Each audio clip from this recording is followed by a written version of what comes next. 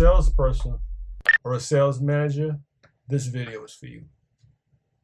Essentially, if you're trying to increase your closure rate, the number of sales that you close, or you're trying to shorten that sales cycle, the time it takes to go from a lead to actual contract, there are two critical things that you need to pay attention to.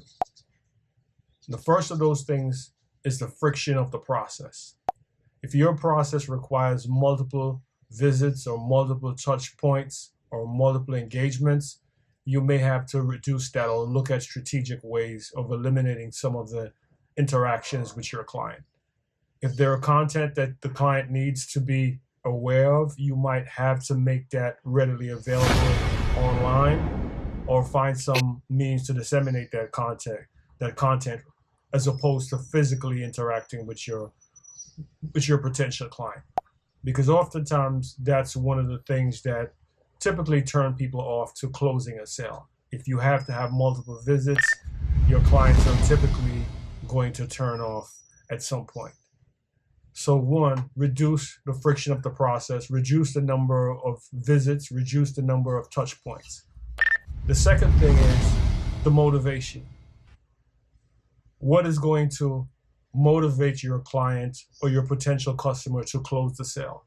Particularly if you're selling, let's say, real estate or enterprise software. These things are critical because you must incentivize the seller sufficient to the point where they see value in your product as opposed to a competitor, or value in you solving a potential problem for them. So you must present a level of motivation at every stage of the process.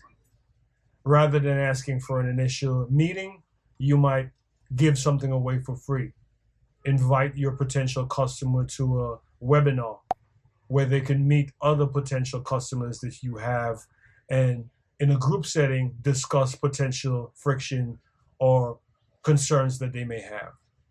So this is the critical point of the process where you use motivation to simply reduce the level of friction and concerns that a client may have.